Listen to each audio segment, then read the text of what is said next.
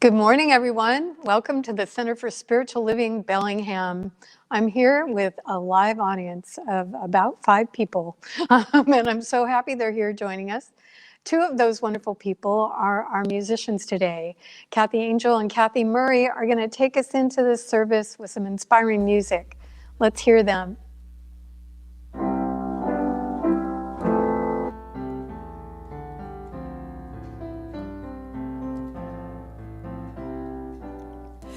I am a radiant light of God. I shine the light of love.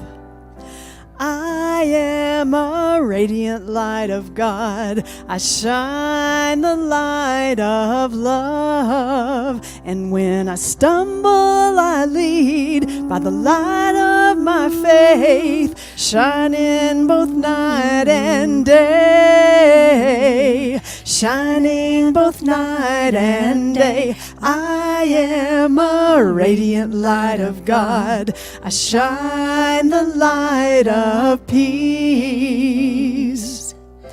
I am a radiant light of God. I shine the light of peace. When I see your face, I see God's light guiding you on your way. Guiding you on your way. I am a radiant light of God. I shine the light of beauty. I am a radiant light of God. I shine the light of beauty. And with conviction so sound, I know that now is the time to pray. Now is the time to pray. I am a radiant light of God. I shine the light of love. I am a radiant light of God. I shine the light of love. Good morning, everybody. Please take a moment to say hi to each other in the chat, and we'll go into our welcome song.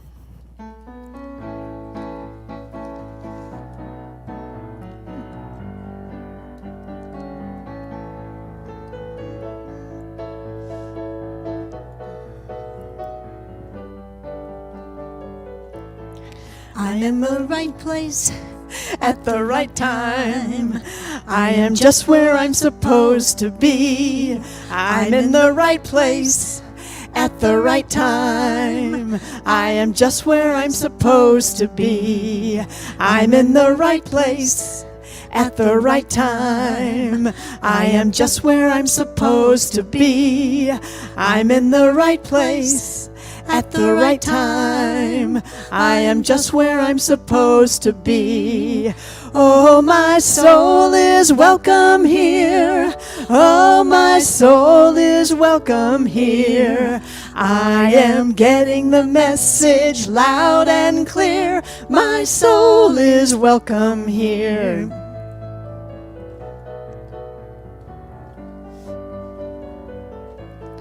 I'm in the right place at the right time. I am just where I'm supposed to be. I'm in the right place at the right time. I am just where I'm supposed to be. Oh, my soul is welcome here. Oh, my soul is welcome here. I am getting the message loud and clear. My soul is welcome here. Oh, my soul is welcome here. Oh, my soul is welcome here. I am getting the message loud and clear. My soul is welcome here. I am getting the message loud and clear. My soul is welcome here. My soul is welcome here. My soul is welcome here. My soul is welcome here. My soul is welcome here. My soul is welcome here. My soul is welcome here.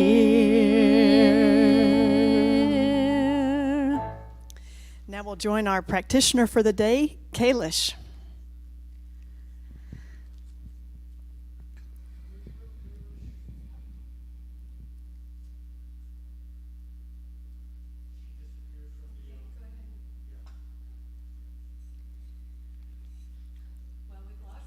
So please join me in this prayer. Know with me as I know that the one infinite mind of the beloved Spirit is present within you and within me. And in this day, wherever you are, what that means for me is that there is a vast intelligence at work in my life and a profound love pouring, ever pouring through my life, through my heart and mind.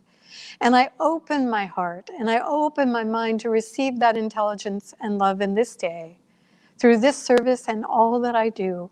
And I am blessed by that presence and by the flow that it establishes in me. And so it is. And now we'll go back to Kathy and Kathy.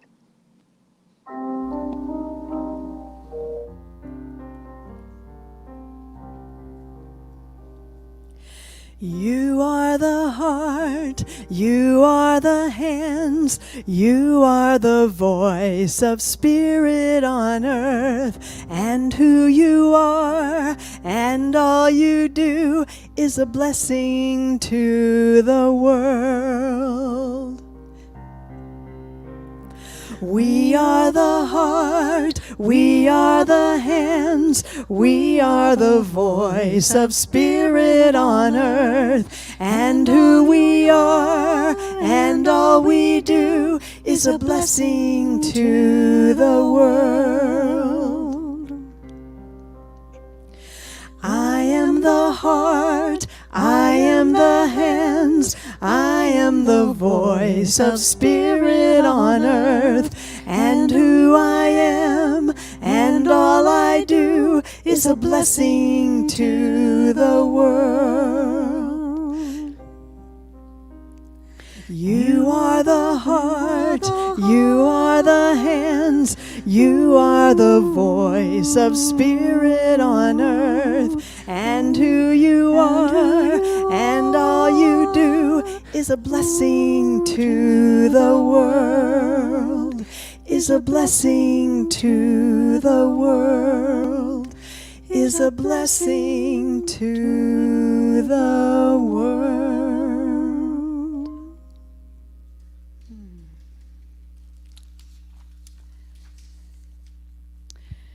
So sometimes it can feel quite risky to choose between what feels safe and secure and what might bring us more fulfillment and aliveness.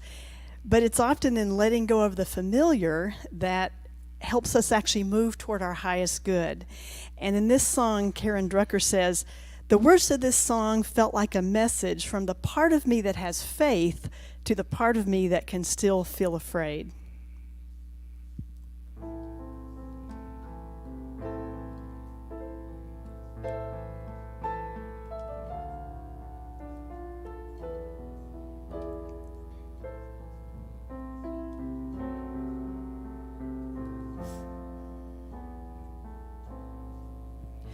Let go of the shore and let the water carry you. Let go of the shore, float into the mystery. Let go of the shore and let the water carry you. Let go of the shore, float into the mystery.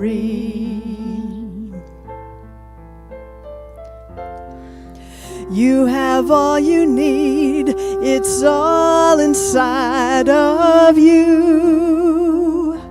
Just close your eyes and breathe and know that you are safe.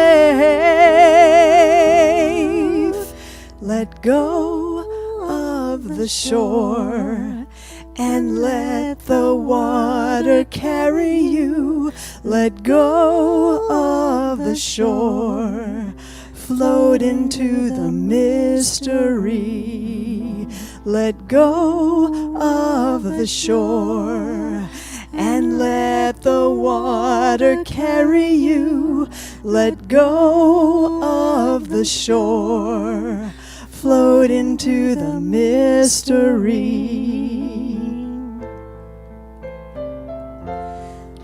You have all you need, it's all inside of you. Lift your sails in faith and trust that you will arrive. Let go of the shore and let the water carry you. Let go of the shore, float into the mystery. Let go of the shore and let the water carry you. Let go of the shore, float into the mystery. Float into the mystery.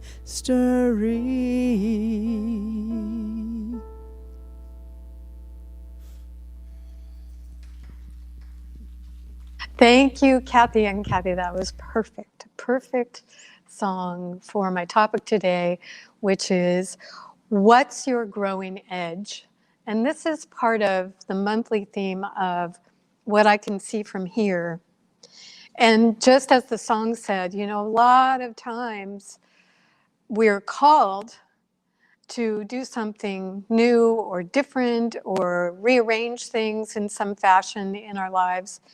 And the fear of what that will mean and how we'll go about that and how we'll get from point A to point C and what's B, all of that can keep us from growing, from really letting ourselves flow with the intelligence and the love that is operating through us and wanting us to grow. That's its imperative. And when that happens, we begin to suffer from a form of stagnation, which is really the opposite of something that the science of mind teaches, which is to live in what I would call generativity, that goes beyond creativity, and it goes to actually using the life force that we are, that we have, as the vehicle for our own growth. And in an interesting way, the more we practice generativity, meaning that we use the life force to continue to let go of the shore and move into the mystery and allow what we're being pulled toward to pull us, the more life force we then have. It's like this beautiful circulation of energy. But to get there, we have to pass through some gates in the ego that are difficult for us. And so I brought a story about one of the gates, and I'll talk about the other one. Would you like to hear a story? I have an audience that says yes. This is so fun to have people here. So this is a story you may have heard about. There was a female swimmer, an American, named Florence Chadwick, who, let me just read it to you. In 1952, she decided to attempt a 26-mile swim between the California coastline and Catalina Island. During her swim, Chadwick traveled with a team whose job it was to keep an eye out for sharks, because they're plentiful in that area, and to be prepared to assist in the event of unexpected cramps, injuries, or fatigue. Roughly 15 hours, can you imagine, 15 hours into her swim, a thick fog began to set in, clouding Chadwick's vision and confidence.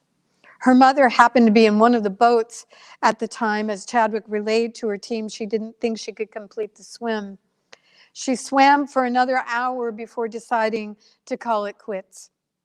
As she sat in the teetering boat, she discovered if she'd just continued on for another mile, she would have reached Catalina Island. The lesson from that is that many people quit on the brink of the realization of their dreams.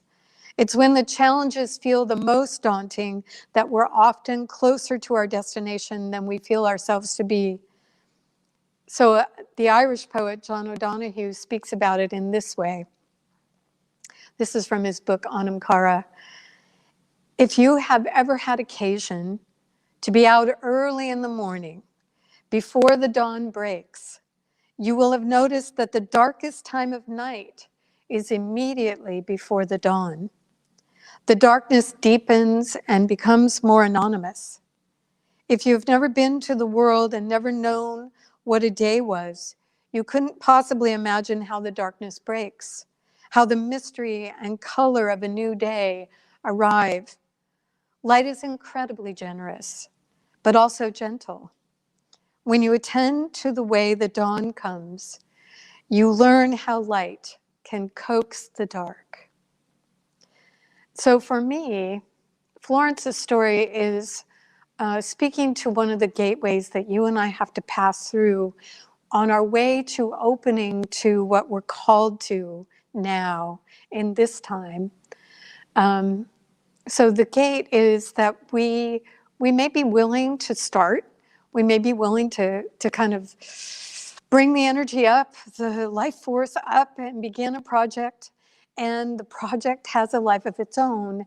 And often in the initial stages of a project, there's a time when the ego is weary of the effort that it takes to hold the vision and to keep moving forward, because the goal has not yet come into view. We know we're on our way there, but we can't see it. It's as if a thick fog was covering the destination that we've set our sights on. And in that moment, when the ego can't see the destination, the ego that likes instant gratification, the ego that wants something to be tangible before it'll commit to anything, the ego kicks in and says, there's no use trying. See, we can't even see from here. Why are we doing this? We were fine the way we were back then. Let's just stop. Let's just climb into the boat and just call it a day. We've worked hard. This is good enough. Have you ever had a moment like that? I certainly have, many times in my life. And Florence's story is a reminder that often the ego would have us stop short of what we're truly called to be and to do. And the way it justifies that, at least in my life, I don't know how it is in yours, is it does this really interesting little devil's advocate kind of chat in the back of my mind and says things like, you know, we're better off than we were. This is close. This is good enough. This is better than what was. We can do this. And then if we choose, then maybe later we'll go the rest of the way. And I certainly have fallen for that line more than once, where I'm like, okay, yeah, this is good enough. Look, it's much better than it was. I've done that in relationships. I've done that in work ethic. I've done that in my physical fitness goals, in my weight loss goals. Oh man, if I start naming it, maybe you'll relate, right? So what do we do with that? And what John O'Donohue has to say is really kind of the intuitive understanding of what we do with that. Is we understand that what we've taken on is mysterious, like the darkness that is at its darkest point right before the light comes. And as we encourage ourselves with the understanding that we've stepped into a mystery that knows where we're going and has pulled us in that direction, we hold ourselves steady even when we can't see where we're going. Even in that darkest moment, we trust in the light, because the light will break, the light will dawn, and it will be beautiful. Just to circle back on Florence's story, she recommitted to that swim from the coastline to Catalina Island, that 26 miles. And what she did is what we can do when the ego is doing devil's advocate chat in the back of our mind. She began to visualize the coastline of Catalina Island. She began to get a very vivid picture of where she was going and what it looked like. She took photographs. She memorized them in her mind. And sure enough, on her next swim, a thick fog set in. about a mile from her destination again. But this time she had very firmly in her mind's eye where she was aiming, what she was heading for, and she kept swimming even though she couldn't see where she was going.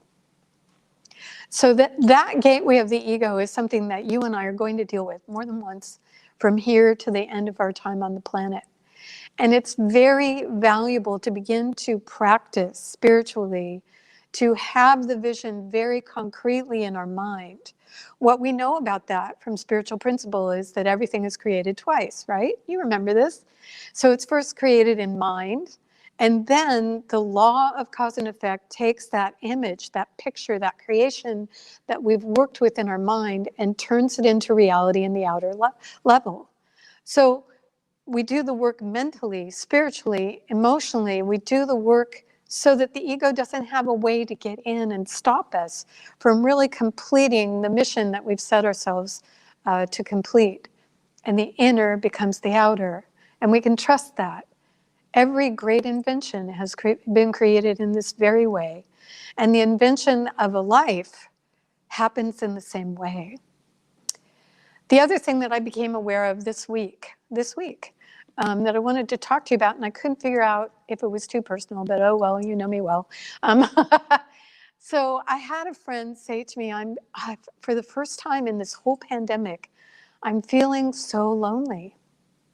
And I could see the tears kind of trembling on her eyelashes. It was real. It was a real feeling of all the isolation and all the effort that we've made to stay safe and to keep other people safe. And you know what's happening is just like Florence, we can see the finish line of the pandemic now. We can see that worldwide and in our own country, with the vaccinations coming and the understanding coming, that the pandemic is going to end. And I think for a long, long time, we were in the mystery of how that would happen and what we could do. And many of us fell into stagnation and not being able to be very creative in this time because it seemed like the goal was so far away and that we were never going to get there and that the economy was going to be forever destroyed and our lives were going to be forever isolated. So here we are on the brink of everything, which is our theme for this year. Here we are on the brink of seeing the coastline, the finish line of the pandemic. We can see it from here. We don't exactly know how we're going to get from here to there. So the loneliness makes total sense to me.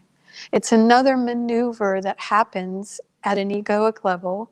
And the reason I was saying, well, I don't know if it's too personal, is once my friends started sharing about that, I began to realize that I was feeling that too, that I was so isolated, and I'm a people person, and I'm used to being in groups of people all the time, and I haven't been for nearly a year. I haven't seen my grandchildren for a long time. I started going down that rabbit hole of loneliness and feeling very, very, very sad and feeling like, why is this happening now when I can see that we're getting there? And I happened to pick up a magazine. That was a spiritual magazine, of course. And they were talking about how one of the fundamental lessons that we have as sacred humans is to understand and become comfortable with our true aloneness as a being. And I had never really thought about that. And of course, this is from Pema Chodron, great teacher. And what she was saying was that there is a fundamental discomfort at the fact that we are sacred humans in an individualized setting. And we can do all kinds of things to distract ourselves from that fundamental truth. And it's still there. And so we can spend a whole life working in the outer world. We can do all kinds of things to distract ourselves from the discomfort of that. We can watch Netflix until we're so sick of it we can hardly stand it. We can do all kinds of video gaming until we can hardly stand ourselves. We can move out and just move to try to not feel that fundamental thing that she's speaking to, but it doesn't go away. And I think what happened to me and what happened to my friend is that with the finish line somewhere in sight, that fundamental aloneness that we've been feeling all along landed. And we were done with distraction. And we were sitting in it. And it wasn't comfortable. It brought up all kinds of feelings. And so because I had picked up that magazine, I tried to work with it. And let me tell you, that is hard work. That is really uncomfortable work, to work with just sitting in the understanding that at a fundamental level, there is a piece of us that will never be known by anybody else, that can't be known by anybody else. And don't get me wrong, the spirit within knows us through and through, and we, as we turn in the seat of consciousness to that spirit that dwells within, can know and be known, which is my topic next month. And that's wonderful. And because we've been so isolated, the reality of aloneness may be up for you too. So in the working with my own discomfort, a couple of things helped me that I wanted to share. One of the things was that I didn't want to do platitudes like, well, you're not really alone. I know. I'm sure you do too. Instead, what I wanted to do is find what Pema was pointing to, that there is a place we can rest in that acknowledges and accepts it, and that handles the discomfort and actually allows us to once again turn with generativity into our life, with life force for growth in our life. Her premise, and I think it might be true, is that with all the distraction, oftentimes what's holding us back is the very fundamental discomforts that we haven't worked with, that we haven't dealt with. And they're waiting for us to work with them at a spiritual level. So this is what I did. I signed up for a half day of mindfulness retreat because I wanted to sit with other people in silence and be with, in a Zoom internet of Indra space, I wanted to sit and just be with the feeling. And that particular retreat, which happened yesterday, was about shakiness, which is how it feels to really recognize the place inside of us that's just fundamental, and the mountain. And so I began to work with the mountain metaphor. And that's what this retreat was about, was really noticing that mountains are so metaphorically iconic to help us work with this place inside of us. Why? Well, no matter what happens to the mountain, it is unshakably, solidly present. So clouds can come, fire can come, even earthquakes can come, and fundamentally, it may be shaken, but it holds at a certain level. It is what it is, and it is resolute in its beingness. And so I took that as a metaphor for myself. And I began to work with mountain energy in me, looking for the unshakable places in my own understanding and in my own beingness that I had already cultivated, so that I could remind myself when I felt shaky to lean back like you do when you're hiking up a mountain and you're tired and you find a big boulder and maybe it's warmed by the sun, and you sit down and you lean back on that boulder and you feel its solidity holding you and you feel the warmth. Those things that we've already developed are like that boulder. And so I began to lean back into the places inside me that were unshakably true, that were my integral nature. And so the last point I want to talk to you about, interestingly enough, is integrity. Because integrity, the root of that word, is being integral with ourselves. So what does that mean? Well, a lot of times I was taught about integrity from a very young age. It was a real virtue in my family. And so I took it to heart, but integral is actually something that's slightly more broad. And so the root of integrity being integral, what it means is this, for sacred humans.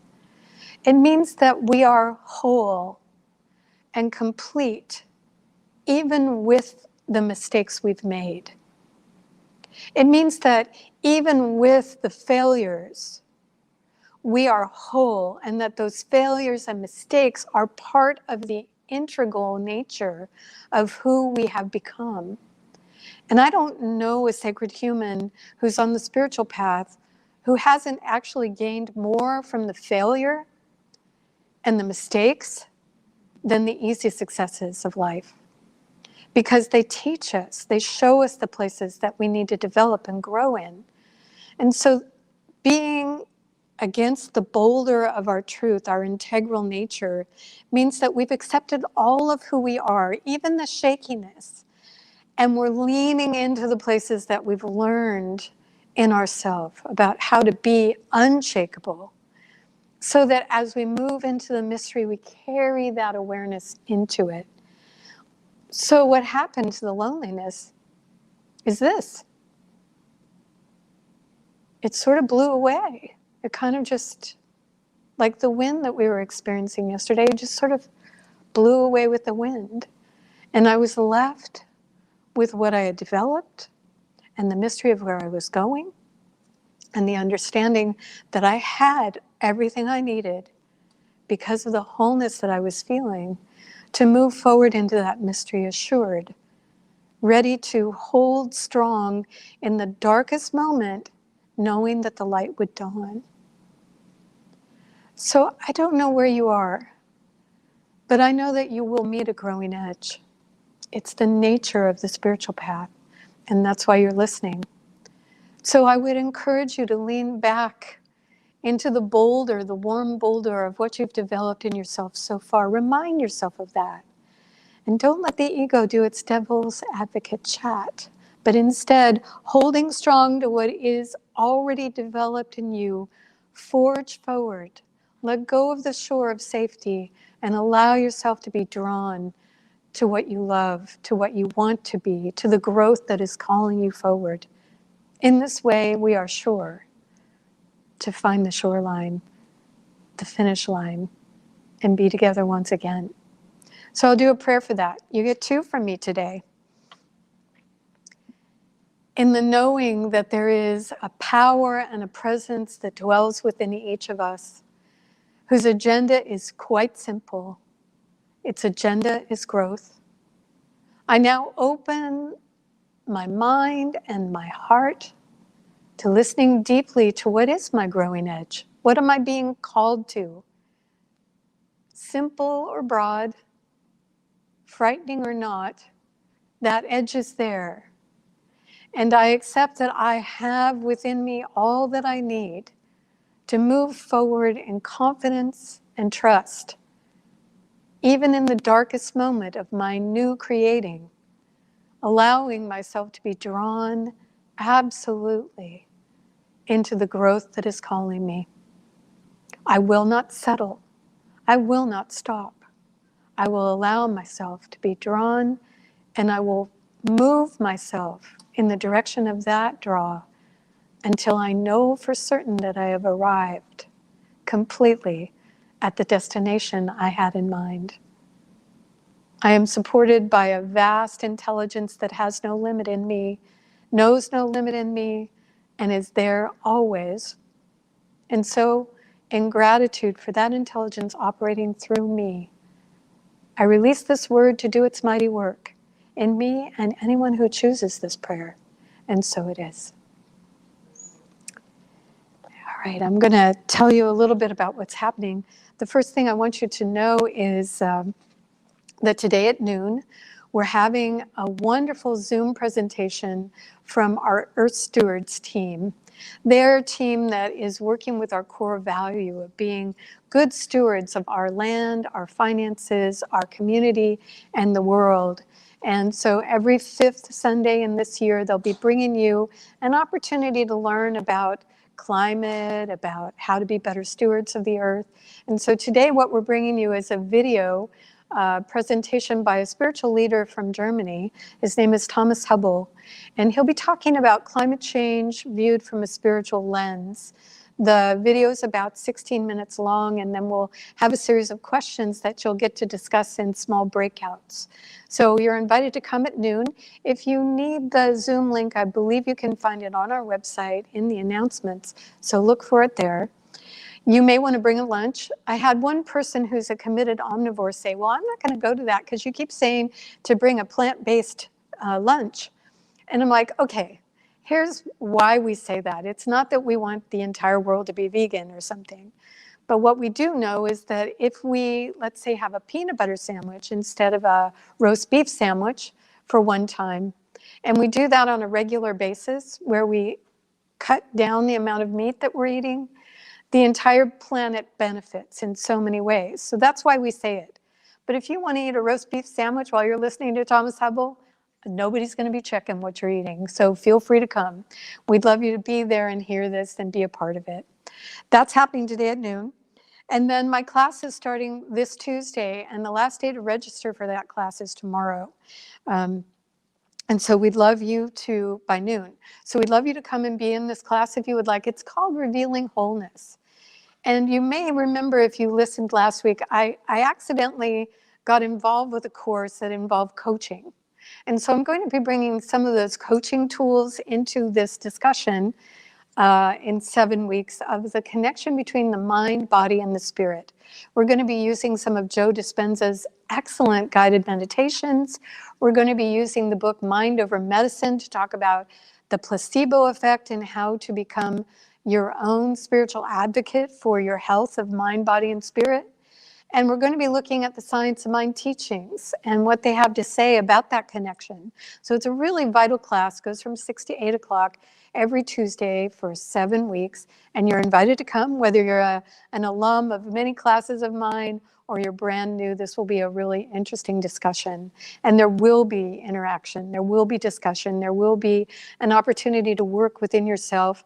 And there's a final project where you actually get to write a prescription for your mind, body, and spirit, and move out of the class armed with your growing edge. So that starts this Tuesday. We'd love you to be a part of it.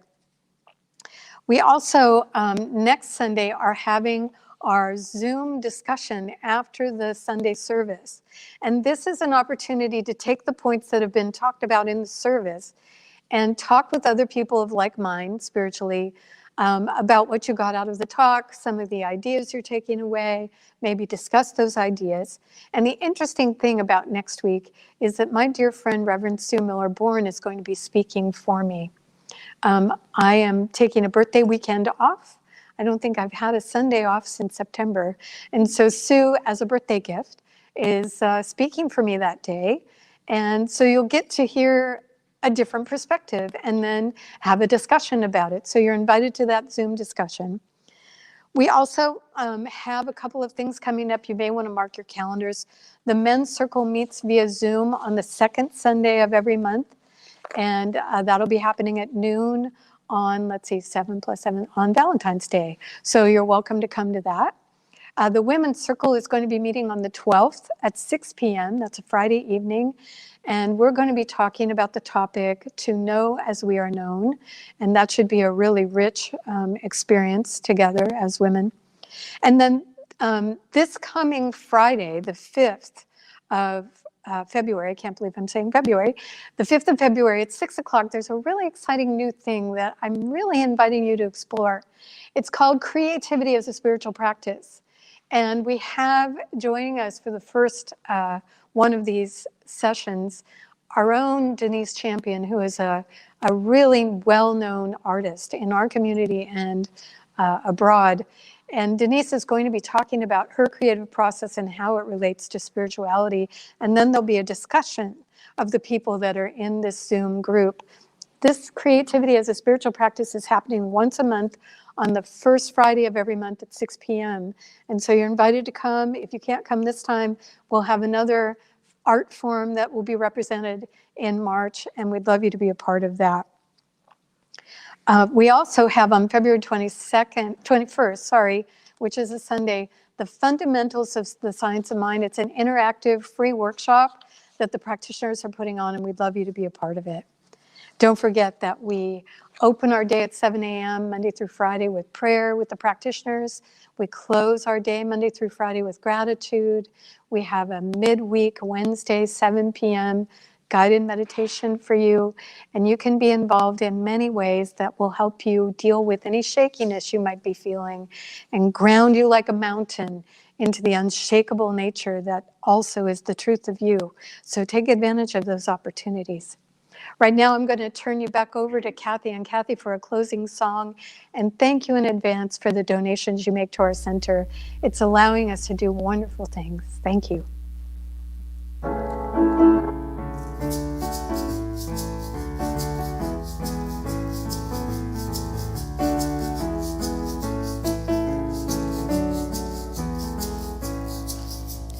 Inch by inch, row by row, gonna make this garden grow. All it takes is a rake and a hoe and a piece of fertile ground. Inch by inch, row by row, someone bless these seeds I sow.